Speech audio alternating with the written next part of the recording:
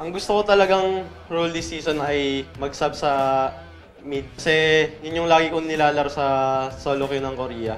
Tsaka di ko rin in-expect na paglalaroin ako as starting this week. Siguro nakita nila sa mga performance ko sa scrim namin against sa other region na minsan mas maayos yung performance ko kay EXO. Tsaka mas maganda yung synergy namin ni Jun.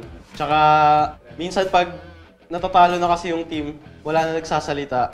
Ako, tinatry ko pa rin mag-isip ng idea na magbabago sa laro. Sa tingin ko, ang resulta ng laro namin laban sa AEX ay 2-0. Kung gusto man namin sila bigyan ng 1 point, gagawin namin 2-1 para sa kanila. Magandang hapon sa mga summoners! Ako pa si Vulcan, kasama ko si Artek. Kami ang magiging shoutcasters nyo papuntang Game 2 ng Match 1. So, as Hamas said in that interview video, that explains a lot. It really does. In my opinion, I've been wondering, why was Hamas being picked over in the mid lane, and why was there this talk about JJ having synergy with Hamas? Now Hamas said himself in that interview.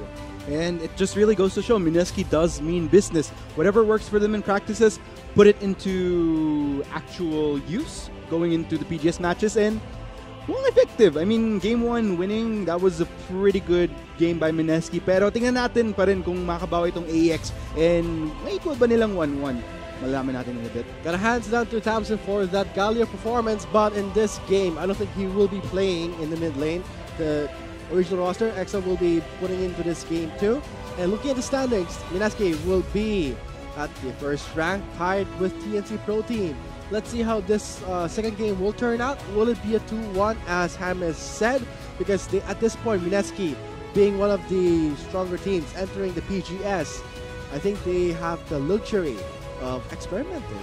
Yeah, I guess I'd have to agree with you. And ang dami rin actually nag-iisip nung previous week na ba't nga ba pinalaro nila si Hamas? Is it something na in-experiment pa nila? Was it because of who they were going up against? Pero it's nice to see na with that interview with Hamas, it really puts it into perspective what MSK was going for by fielding him. Finally, Hamas said himself the real reason. So, questions answered. Why was Hamas being subbed around? Because MSK sees potential in Hamas, but let's see in the upcoming games, in the upcoming weeks. It's still not yet over because we are just on our third week of the 2018 Backers Pro Gaming Series. Indeed. And what I'm really looking for here going into this game is, because for AEX, I still have a little bit of a question as far as where they could potentially go as far as power rankings, because it's been a little bit shaky for them. They went 0-2 up against IPT. They made a really nice recovery going up against Naga in week 2, but I still couldn't quite gauge where they stand, whether I could really consider them as still one of the top teams. Maybe they're still playing around the middle, because at least through this game with MSK, nakikita natin potentially where they could be standing once this match is over. Because if they pull off a 2-1, if this goes 2-1 for either side, then I would definitely rank AEX a little bit higher up. Potentially another one of those contenders na pwedeng mag-potential champion. Pero if they falter, if this goes 0-2, kind of worried for AEX. It hurts in the heart for AEX, knowing that they have a lot of fans in their respective area in Iloilo. They are the pride of Iloilo. So let's hope the AEX can bounce back in the second game of our first match for our day 1 of week 3 of the PGS. But for AEX's performance, yes, it has been rather, at least they showed us that despite the disadvantage they had in the early phases of the game, they were able to bounce back. Definitely. At least some point of hope was shown in the first game. And what you were talking about earlier, yung mga supporters na from Iloilo, in all fairness to them, ang pinaka-natatuwa ako pag may AEX game, ang daming mga peeps from Iloilo na very supportive, whether sa Facebook Live, sa YouTube chat. So shoutout sa mga taga Iloilo dyan na very supportive sa kanilang pambato na Acclaim Empire X. Everybody's just really, every time there's a game, biglang, whoa, the viewership of people coming in from Iloilo. Especially when AEX is playing, because I think when it comes to in Visayas, in Iloilo, that's where most of the players from the LCL even comes from. Yeah. I mean, AEX is from that area, that town. So, without that, because they are the pride of Iloilo and they're trying their best to show to us that they have what it takes to be called best in the PGS. But for performance-wise, we'll be seeing in Game 2. Once we get out of the drafting phase, for the second game. Yeah, I'm really raring to get into this, but actually, not just this game. There's quite a number of games that I'm looking forward to kasi it really sets the record straight as to where teams are standing. Kasi week 1, week 2, medyo nangangapa pa tayo. Hindi lang yung teams, pati siguro yung audience natin na sino ba talaga yung mga potential players na pwedeng maging champion for this split. I mean, obviously, MSK is one of them. For TNC, I'm still holding judgment kasi nakita naman natin sila nasa top ng ladder. Pero I'd like to see how they'd fare going up against one of those teams na high expectations din. And the fact that they're going up against TME going into week 3, feeling ko napakagandang dodge nun to finally determine where does TNC really lie as far as rankings. And dahil nga nang sabi ko kanina, this game as well, AEX versus MSK, this is also a test for AEX in particular. Because for MSK, I think a lot of people would agree naman na napatunayan na nila yung sarili na not just splits fast, but even going into the split, this is probably one of my favorite MSK rosters yet. With the two imports adding to the MSK roster, this is a new improved MSK.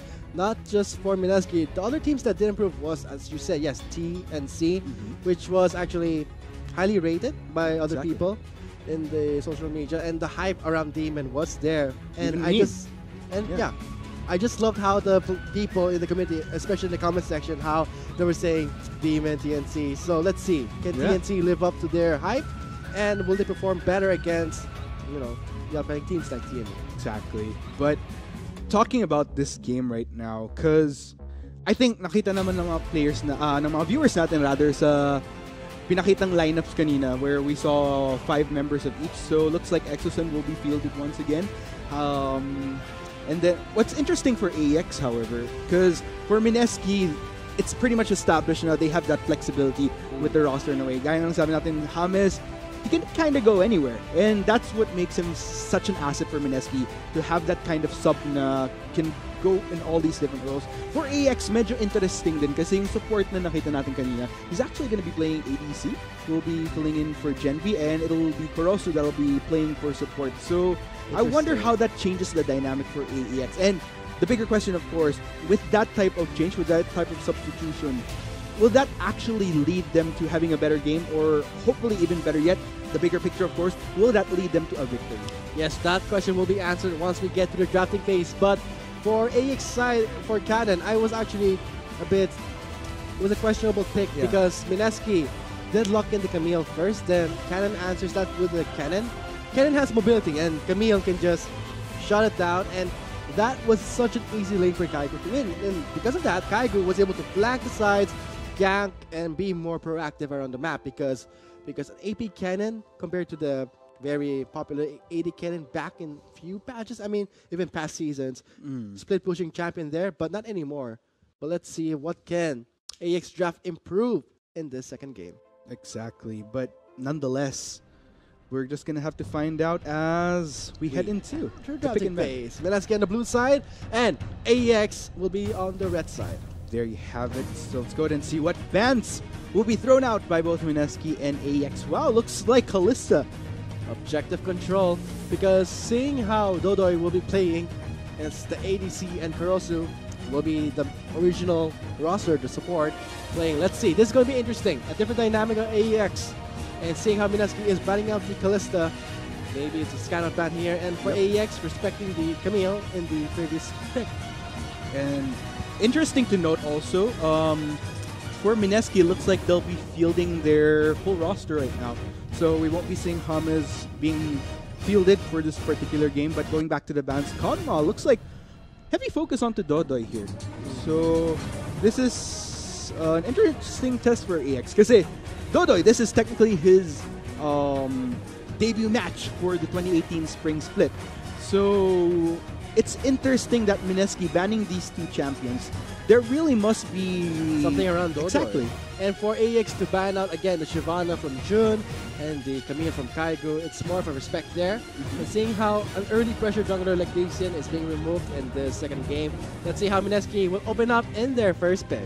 Yes. And with these two jungle bans onto June, I'm wondering if with lessened picks for what could be dished out for both junglers, could this help alleviate some of the problems that Tamsu had during Game 1? Because gaya nga ng sinasabi ni Chisto kanina, we didn't really feel Tamsu, we didn't feel that pressure that would have been crucial for AEX until past the 8-minute mark.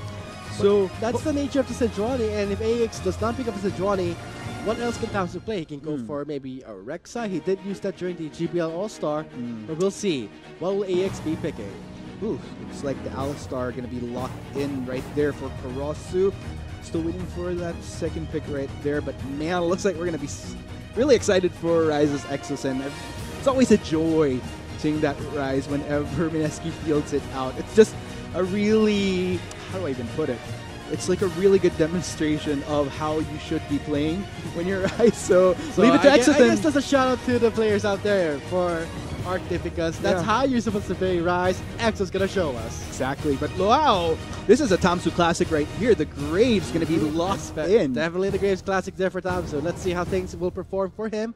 But for MSK, Ezreal again will be their pick despite the nerves on the Klepto and onto the Ezreal's base damage. They don't think it's a big hindrance. They can still make it work because Ezreal in the late game is still of a huge threat. Oh yeah, definitely. They have a top Genji for safety.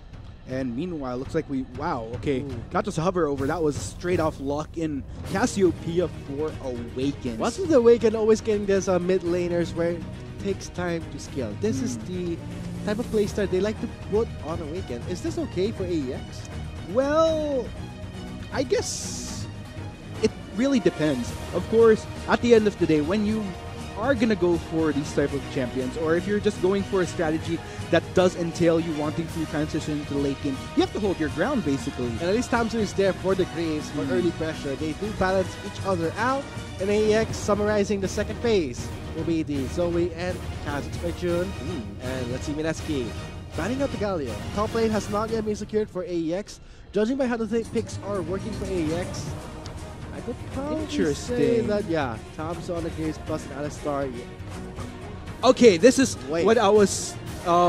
this was actually what I was surprised by, because look at the second rotation of bans coming in from MSK. Galio and Azir, they know something's up when this Cassiopeia was locked in. They knew for a fact that AEX, they're going to bamboozle us into thinking that this is a mid Cassio. But they smelled something, definitely. The team with the unorthodox picks, again, showing us that surprises can happen in the drafting phase, but MSK gets the read. And as Arctic said, yes, we'll be banning out the Azir and the Galio. MSK will be taking away that Sejuani and a Gangplank. Another split pushing champion for Kaigu.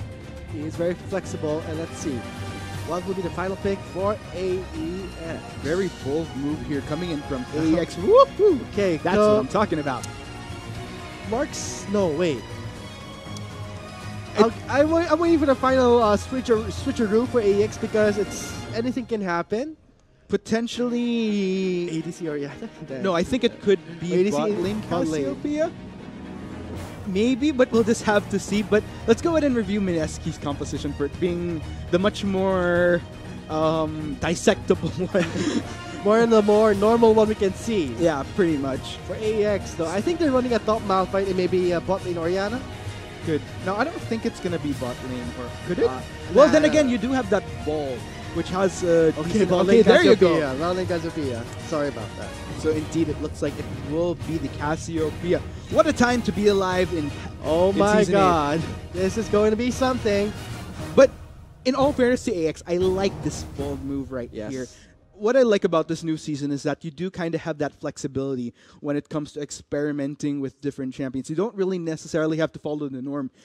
And we have seen that in other regions. I do remember this thing wherein people were surprised by a non-traditional bot lane. Like there was an Ornn and I forgot the other champion. But basically the gist was these were 2 melees that they sent towards bot lane. So there's a lot of flexibility with this new patch. All depends on how creative you are. It looks like we'll just have to see if AEX, will that creativity pay off? We'll just have to see.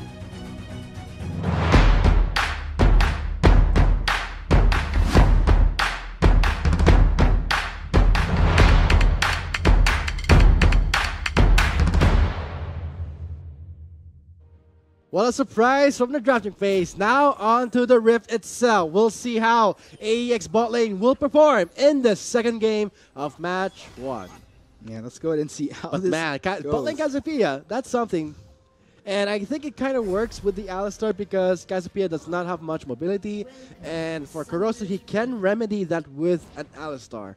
I'm actually wondering how the interaction between Miasma and whenever Tom Kench basically devours someone, I wonder how that interaction goes. Like, will he be able to eat someone that's directly under a Miasma? Because you know how Miasma, it does leave you grounded.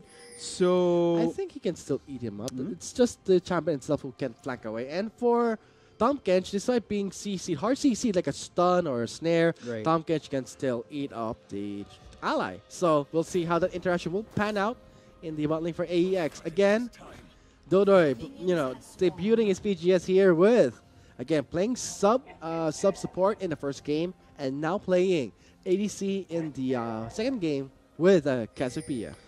With AEX's composition, though, if you're going to look at everything that has been fielded out, the only form of reliable AD damage, that's a little bit redundant, attack damage that they have sa side nila is basically going to come from Tamsu. Other than that, you have Malphite, Orianna, Cassiopeia. These are people that are just generally more geared towards AP, but tingnan natin to, Mineski actually. They're just stalling right here, and possibly for Mineski, they just want to tease AEX. They know that they're starting blue with Tamsu's Graves. Let's see how things will perform here in the bot lane, because that's very interesting to see how, for the first time, a Cassiopeia in the bot lane and an Alistar in the PGS. Yeah, this is the type of creativity that I've been waiting for from AEX. This is the AEX we were expecting, and we got it. We got ourselves a treat. But in all fairness, I gotta say that this isn't just something that you wake up in the morning and just say, hey, I want to play Cassiopeia bot lane. It actually does kind of make sense, but I'm kind of reserving as to how AEX will be playing this Cassiopeia bot lane and how it actually works as a whole with the team composition that they've drafted. And I think for the laning phase for the Cassiopeia is rather safe because Ezreal does have to, fill up the tier, scale up, running the Klepto, does not have that much damage, so maybe AEX, hey, why don't we just go for the Cassiopeia? Because Ezreal itself, not much early pressure, but look at Tamsu. And if you think about it as well, this Cassiopeia has a pretty decent amount of sustain as well, provided that he does get that poison, followed by the layering of Twin Fangs. So we'll just have to see how that pans out. Overall, probably not expecting too much action from this bot lane unless we do see ganks from either June or Tamsu. We go for Tamsu to go for the Raptors here, but does miss out June in the Krog side. But for the top lane matchup, a Malphite running the Corrupting Potion start, he needs to sustain himself because Kaigo will just proc that Klepto every time the Q cooldown is up, and that's just gonna make Cannon's life a living hell because you're just like a living breathing ATM machine for Cannon. For Kaigo, he'll just keep pulling out money. Exactly, ka-ching, ka-ching for Kaigo. But meanwhile, looking at the spot lane once again, though, looking fairly balanced, but I'm wondering how Cannon is gonna fare as we go along in that lane. He is already at a one wave of a deficiency. I think it's more because Klepto itself gives him more gold. Tamsu, he sees June, wards in the Blasco side. Kaigo is there with the barrel for the slow, will connect to Tamsu. He does flash away, and a flash followed by June. Permafrost is off for Tamsu. He will not escape. First blood goes to Kaigo. Cannon trying to save his comrade, but not enough, and not in the nick of time. Allowance to Kaigo, yeah. Allowance, exactly. Like, Papa Cannon, give me some money. Procs the Q, gets the Klepto, sack of gold, nice. And Kaigo's just going to be a rich, rich boy towards the end of this laning phase. I mean, you have the Klepto, Gangplank in himself, just generates pretty good gold. And then first blood pa. Man, going to have a good time. I mean, not a bad way to start for Mineski's top laner Maybe here. You can go to clubbing with all that money you have in your pocket. Clubbing across Summoner's Rift, raking up them kills, baby. And with the global pressure with the level 6 reach and the bot lane. Immediately Dodo getting the punishment on an early level Cassiopeia, but at least it's an Ezreal. It's still manageable, not much damage that Gary can dish out again, and there's that slight heal from slight sustain from the Alistar. Yeah, but I gotta say, overall, Gary's definitely faring a little bit more better than Dodo here. 40, look at the CS. That's pretty massive. 44 to 29. And this will kind of Oh, Kenny. restrain Dodoy from farming under turret. But the positive here is that he's still quite healthy. Oh wait, he actually went back. That explains the deficiency in crowd control. Immediately going for Tear of the Goddess. Same goes for Gary. Both crucial items for both Ezreal and Cassiopeia. Both are gonna want to build up during this laning phase. Try to get those full stacks as soon as possible, just so that they don't encounter that much deficiency whenever they just spew out abilities. And for the things how turning up in the top to bot, it's kind of difficult because for Canon, he can't stop how the Gangplank will obviously scale better thanks to the Klepto and the fact that Civil Serpents and more gold. But for the bot lane, it's up to Dodo to really rack in those CS, try and catch up, and he immediately catches up from that really huge wave that just hit the turret. And for AEX, they're trying their best to get at least the tiniest lead. Small Raptor camps, why not take it? Rift Scholar, anything that AEX can get that Mineski is leaving behind. They need to gather it up and make sure that they gather enough of gold or money to help them scale better into the mid game. Speaking of scaling, though, Mineski definitely on top of most of everybody thus far, whether it be the small CS numbers, they do have that first blood. Look at the gold difference, though. I think a lot of this is thanks to our boy Kaigo here in the top lane. 5 gold. And if he did run, let's say, a gold income item like the Ancient Coin or anything else, that would have been, let's say, 1 proc of the Collector would be 15 gold. That's like technically 1 CS. The math is right there. But I wonder how much this will hurt AX, because I'm still, at the back of my mind, looking at this composition. I mean, we've been highlighting how this Cassiopeia very interesting. Malphite as well to an extent. We don't really see as much, but looks like that blue will be passed on right there early on to Awaken. I honestly thought that for AEX, they were going for more, proactive play with the Orianna. I mean, he does have the blue buff, but I was actually scared for the bot lane of AEX because look how much they're being pushed in. Yeah, exactly. Hopefully this is something that will eventually manifest. Okay, some brawl in the bot lane, but I'm really looking out for Dodo here because this is his debut in the PGS. He has to shape up here. Here comes True Shot Barrage and the cannon here for Dodoy. Corrosive does flash away. Glacial Prison will not connect. Great Stakes is proc by Corrosive, but will Mineski not commit to a dive? They can, but will not risk it anymore because they don't have the prison. Man, that could have been disastrous for AX. Luckily for AX, though, Kaigo's ultimate a little bit too forward, and it just allowed AX to walk the extra few steps to escape under turret, but looks like their turret will be taking quite a beating from Gary, though, in the midst of it. Okay, first turret is still at stake here for both teams. If AX can try and take it, which I think is difficult on their side, looking at the CS, looking how the waves are being pushed, this is AX again playing the passive side, letting Mineski take the early advantage. If this goes on, this is just going to be a mirror of what happened in Game 1. Exactly, I'd have to agree with you there, Vulcan. Hopefully that isn't the case here for AX. They want to try to push for a win. And like I mentioned earlier, I gotta admire the creativity, the bravado to try to go for these type of compositions. But at the end of the day, it's results that you want, and that result is to win. So hopefully this isn't something that doesn't bite AX in the Hiney. In the hiney. In the butt. Exactly. Yeah. Oh. A bit of censorship there, but for the Riverside, Hamzu again, he has to be more proactive with his Graves here and a lane swap in the top lane for AEX. Yeah, and yeah, it's interesting though, a very early swap that we're seeing here, and looks like Mineski gonna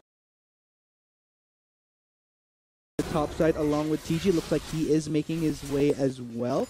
So they really don't want that Cassiopeia to scale it on the easy side, because putting the Cassiopeia on the top side against a Gambler is kind of easy for a matchup. But Mineski does answer that with a mirror. Oh, is this switch. gonna be What's action, this? Hamzu trying to, you know, scare away Jun, but he may commit here. There's no wards. The red side. Yeah, they have to be careful. Oh, I love this. Glacial Prison's available. Realm Orb coming in to scare away Thompson just for the red buff. This is pressure. Exerted by Mineski. Here comes Carosa with a headbutt. Shockwave. Everything's up to change and he does flash away. And with the Arctic Assault, he does manage to back off. Now, EXO has to fend for himself. There are 4 members coming in, but Jun buys some time with the Glacial Prison. EXO manages to escape here, but goes in, tries to come in here. TG gets Tamsu. Cannon Barrage is there for the global pressure. And now, it's going to be Mineski turning that fight around. Man, AEX a little bit off on their crowd control. Their timing wasn't quite right, and just when you think that it could have gone in their favor, Mineski just able to turn that around, capitalizing on the off timing of crowd control being thrown by AEX, particularly I'd say Dodoy, because as soon as he threw the Petrifying Gaze, it was kind of a little bit too late because TG already got the save on his teammate. So quite unfortunate for AEX, but all the more happiness for Mineski. Great use of, the ultimates to stall, let the members of Mineski pile up. That is the style I love about Mineski. But for AEX, what are they lacking again in this game too? Because I'm seeing a mirror of game 1, how early lead is going everything onto Mineski's side. Kaigo with the first blood, gets the free Klepto stacks, more gold in his money, and judging by how things are panning in the CS, things are not looking good for Dodoy on his Cassiopeia. Indeed. And man, I like the adjustment here coming in from Mineski. We did see that AEX initiated a lane swap. Mineski immediately responding by doing the same, just so that both Dodoy and Kuroso wouldn't have that breathing room to try to get some farm up, try to get necessary itemization. Because look at Dodoy right now. Pretty much sitting on a Catalyst and Tear of the Goddess. So we all know how Cassiopeia, a little bit hungry in terms of mana earlier on. And because of that, we'll be lacking in the damage department. Can shred a bit through the consistent Twin Fangs, but still lacks a lot of damage because you're going more on defensive. And not to mention the fact that you might not have the luxury of throwing out Twin Fangs when you have a Glacial Prison thrown in your face. So there is the lockdown from Mineski. Yes, it's there. Plus, you gotta hand it to Kuroso. He's on his Alistar. He has to provide not the engage, but more on peel. Because when you're talking about engage, there is a cannon on that Malphite. Prison will not connect. Oh, does connect. Immediately cleanses out by Dodoy, but leaving behind Kuroso. Petrifying Gaze will petrify 2 members, but again, not much damage there. Bot lane looks kind of fun, but I think it's going to be EXO joining in that fall with that Realm Orb, immediately closing in the gap.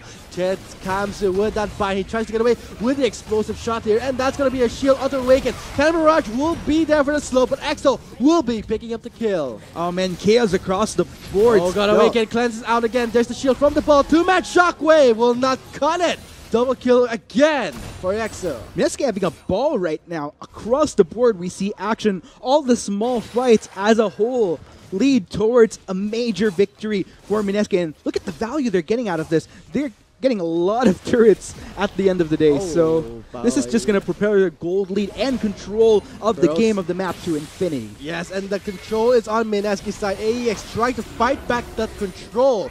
And Kuroso with that pulverize trying to buy some time here. TG eats up Gary. They will be backing off with the reward of a lot of gold, I would say. And again, the bot lane is at stake here. What happened to AEX? Still though, Tamsu. Great use of the ultimate, the collateral damage to try and make some extra room for himself, but still won't. I think it's the fact that he went back, especially the same for Awaken. And going into the 15-minute mark, almost to the 15-minute mark here, kill score is 6-0. Gold lead in favor of Mineski, short by almost a 6,000 gold lead. And for AEX, they have a lot of elements they have to battle with right now. Ang isa sa pinaka-concern ko is how behind Tamsu is right now, sitting at a 0-3 on this Graves. And gaya nga ng sabi ko kanina, if you're gonna look at the members of AEX across the board, si Tamsu lang ang kaya mag-deal ng attack damage. And with that, attack damage kind of falling a bit short with Tamsu behind, it gives a lot more room for Mineski to just... Unstoppable Force is used by Cannon to try and escape. He does get caught by the Permafrost, and then Kaigo will be getting another allowance from his jungler Jun and raking in that money. And I don't know, I want to try to look at the positive here. I guess a positive that we can work with here is Dodoy. Not a single death to his name, but then again, he's running a Cassiopeia. So that in itself is still a question that we're all asking ourselves. How does this actually manifest towards dominating over Mineski as this game goes on? Because time is not on their side. exactly. And that's very difficult for AEX to fight back, knowing that Mineski are just not gonna wait for them to scale. Getting into this almost 60-minute mark, Red Peril will do the works here for the mid lane inner turret. And I think they will just clear out the wave. He's on an Orianna, so at least they have a great tool. And a great combo with the Malphite. They can try and work with that. Go in with the Malphite and pop again a Shockwave. But we have yet to see that picture-perfect clash. Speaking of picture-perfect clash, that's kind of the big question here for AEX. Kasi tingnan mo yung composition nila in comparison sa Mineski. Kung tutuusin, very straightforward yung initiation tools ng AEX. It's very predictable in a sense. Yeah. I mean, looks like EXO gonna make clean escape right there. But yeah, gaya nga ng sinasabi ko, very straightforward. You have the Malphite, you have the Alistar, and then hold that down with Dodo's Miasma. And if all else fails, you have the ultimates from both the Orianna and Cassiopeia as well. But ang problema dito, because of how behind AEX is right now, magkakaroon ba sila ng opportunity na ma-utilize yung tools na yun in a clash when we usually at this point, we're probably going to see them mostly on the defense as opposed to even being proactive right now. Totally agree with you on that, Arctic, but it's the fact that Mineski has great tools to zone out that engage from AEX. They have the Cannon Barrage, they have the Prison, and not to mention the Realm Warp for that flank, that surprise flank. Plus TG is there with a top catch. So everything that AEX can throw at them, Mineski can counter that with their own tools. It's a matter of who gets the upper hand, who has more damage. And obviously, they got a kill score, 7-0. It's in plain sight here, Mineski showing what it takes to have, when you have an early lead as big as this, the results guaranteed. Exactly. And speaking of damage, the tricky part here to add even more insult to injury for AEX is everyone across the board, all the carries for Mineski are just hurting like there's no tomorrow. If you notice, even the tankier members like Cannon and Corosso earlier, during the smaller skirmishes, they were taking massive amounts of damage. And that's kind of a detriment that you don't want to be in when these particular champions, you want to allow them to kind of be the front line for those that can deal damage for AEX. But, I mean, the tanks couldn't really tank as much damage. Damage is still trying to be built up for the carries of AEX. So, it's another one of those scenarios where could they last long enough to reach the later parts of the game? Will they even have that opportunity? Oh god, EXO exerting that pressure onto Dodo's Cassiopeia, and Cannon in the bot lane gets the Frost, gets the stack. He's not going anywhere. Oh man, this is just not good for AEX. It looks like in the midst of everything, they could potentially lose a turret. Awaken is making his way to make the defense, but this turret will be going down very, very soon. Looks like his allowances came in early. I mean, I bet he has enough money to buy himself more items than that here. Look at that, Cannon Barrage again for that tool. Flag coming in with the Abyssal Voyage. TG on to Dodo. He does flash away as the shield pops the stasis. Enough time for the Whelmer to channel in. That's going to be a dive by Mineski. Gary takes on Dodo. Now eats up his eye. That's going to be a dance around the turret. Now AEX, they're a bit calm. They're relaxing under the turret. Now Mineski going for a reset here. May go for another commitment here, but might just commit to the turret instead. EXO pushing away Tamzu, flashes in. Ice down corrected. They're aggressive, and Gary kicks down Tamzu. Mineski taking no prisoners at all, and I gotta give my kudos. That was a really good balance. And take note, they were under turret. They initiated. Yeah. That was technically a deficiency, but because of how ahead they are, plus how they played out that Give me your juggle. money. Give me your lunch money. Look at that engage from Cannon onto Kaigu. And now here comes the teleport play. Now Cannon. Okay, I made a mistake here. No barrels, please. I just want to duel you. And look at Cannon canceling out those barrels, just playing with Kaigu. Now he does flash over that wall, and Kaigu kind of feels bad here. Trying to teleport in. Arctic Assault. Ooh, he didn't see that. No, Jay. Great escape.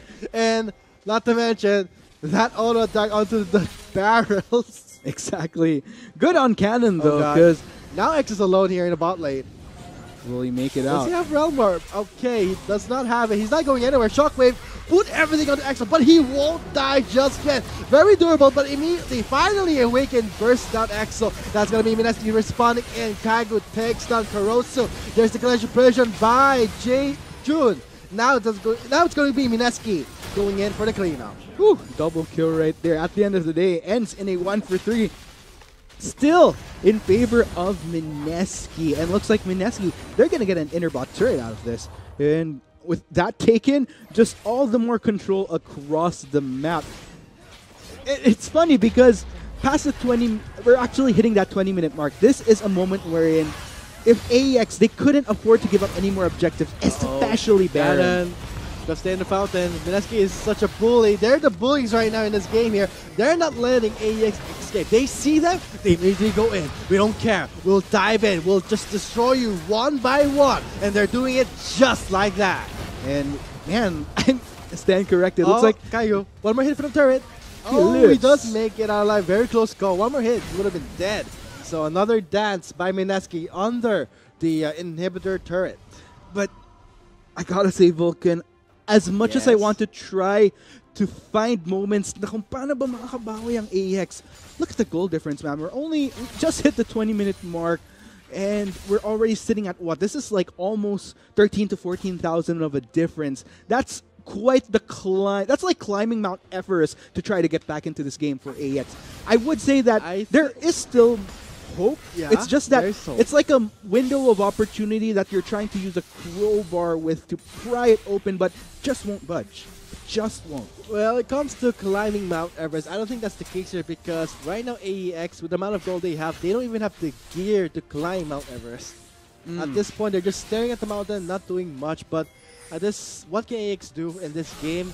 That is such a huge goal difference, not to mention in terms of objectives. Look at the turrets that Mineski have. 5 turrets to 0. AEX, they don't have control of the map. It's a matter of fact that it's a map with that Glacier Prison will not connect, but will be the slow zone. Immediately zoning out Kurosu. Here comes Jun.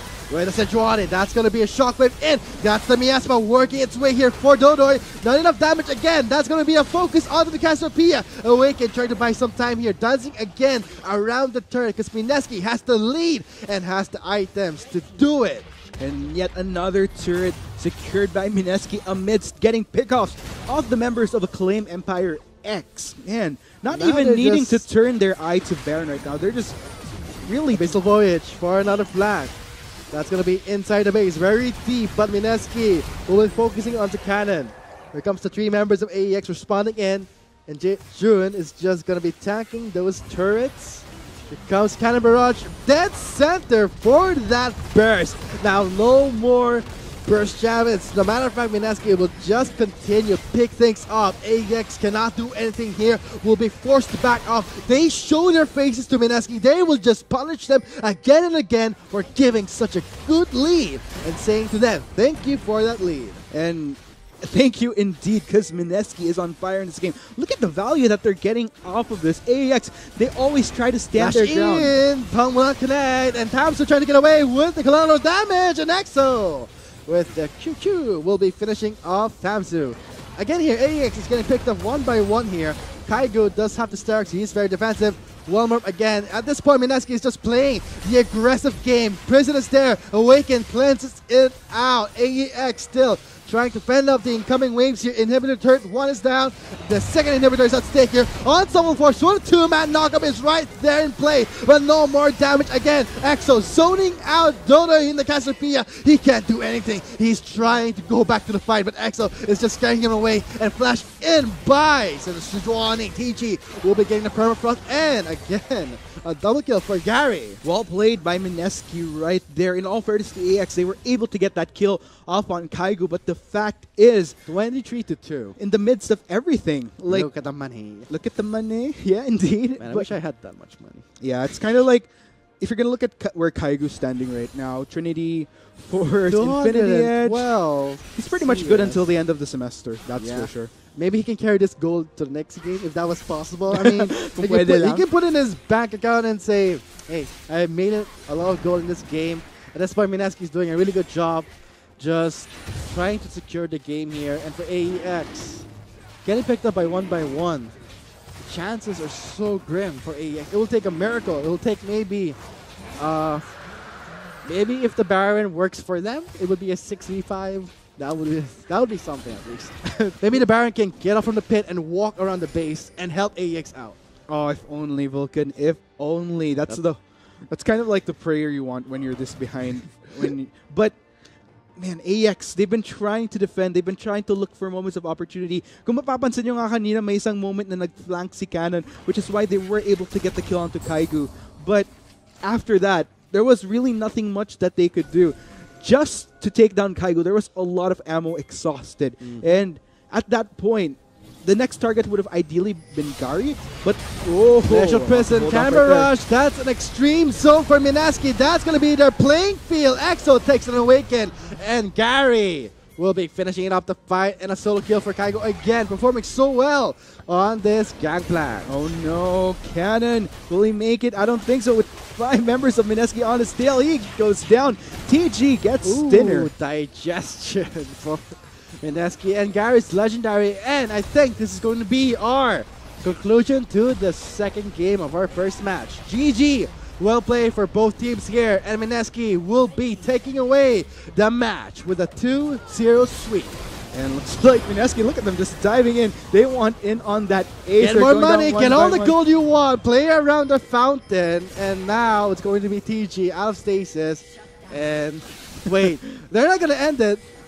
What's this? EXO. Well, the minions gonna work here. Times are going for 1v1 here. Very close call. Oh, EXO pops that shield. But baits it, Times, and now here you come. Flash in. I want you, Donoy. You're in danger, but I think the minions will try and end the nightmare for AEX, and Mineski will be winning the match. My, oh my, what a game. I'm trying to find the right words to describe what just happened. Well, it's just hard, man, because you gotta give it to Mineski though, because execution was absolutely amazing.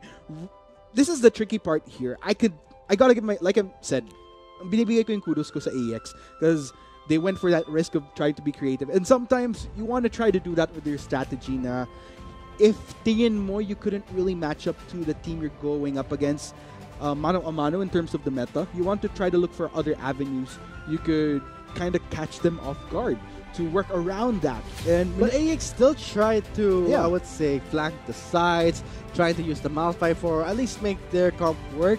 Right. But it's the fact that when it comes to the gold, as we said before, the gold lead was there if they had maybe enough items. But it's not just the items, it's the champs they're picking. The majority of the champs they're picking are mostly late game scaling champions, if I'm not mistaken. Yeah.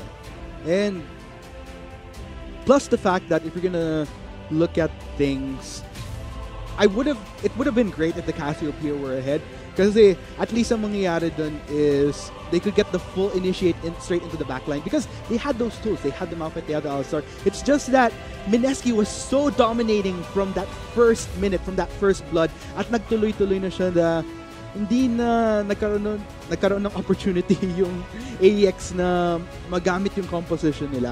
I could kind of see what they were trying to go for. It's just that there is that risk na if you fall behind, it's just difficult, extra hard. Yes. And for the conclusion of this first match, we will be hearing from the winning team, Mineski. So Chista will be interviewing, but this will be me and Arctic signing off here, and Chista will be taking away with the interview. Yan, magandang hapon sa inyo mga Summers. Kasama ko ngayon, top laner ng Mineski, si Kaigo. Now, ito yung una yung 2-0. Anong thoughts nyo after picking up the clean win? Actually, masaya kami ngayon kasi kasi yung previous weeks yung expected namin na 2-0 namin, nagiging 2-1. So, ayun, happy kami ngayon na naka 2-0 kami for the first time. Yan, di ba nga, binanggit mo previous weeks. And last week nakita natin si James, pinasok nyo sa ibang role. Ano yung thought process na Mineski? Why are you subbing in James for EXO and for your role as well, playing top lane? Probably we're gonna see James sa mid na lang, pero kaya naman pinagsiswap si EXO and James kasi iba yung champion pool nila. Okay. Now, finally, alam natin lahat, AEX, sila yung team na hindi takot mag-pick ng mga off-meta. So, nung nilock in nila yung Cassiopeia, na-predict nyo ba na 8 marksman yun? Or ano yung thought process nyo? Ano yung dumadaan sa isip? Actually, kala namin kasi Cassiopeia top. Tapos, so, sabi ni coach, just pick whatever you want na tingin mo kaya yung Cassiopeia. So, I thought, kala ko, ang katawat ko, Cassiopeia. Sabi ko, tiisin ko na lang. Kasi may malakas yung Cassiopeia early. Pero, biglang naging malfight. So, weird lang na, no? Ginawa na lang bot yung Cassiopeia. Okay, pero of course, ulitin ko, congrats sa first 2-0 win ng MSK. And of course, hindi pa tapos ang stream namin ngayon. Meron pang match mamayang Naga versus Infuse. So, abangan nyo yun mamaya. Dito lang sa 2018 Garena Pro Gaming Series. Coming in, but Jun buys some time with the glacial prison. Exo manages to escape here, but goes in, tries to come in here. TG gets time, so Cannon Mirage is there for the global pressure. And now it's going to be MSK turning the no more damage again. Exo zoning out Dota in the Cassiopeia. He can't do anything. He's trying to go back to the fight, but Exo is just scaring him away and flashed in by Shivani. TG will be getting the permafrost and again away the map with a 2-0 lead. But MSK, look at them just diving in. They want in on that ace. Get more money, get all the gold you want, play around the fountain, and now it's going to be TG outstages. And wait, they're not gonna end it. Bates is comes in now. If you can flash in, I want you, Donoy. You're in danger, but I think the minions will try and end the nightmare for AEX, and MSK will be winning. Oh my, what a game. I'm trying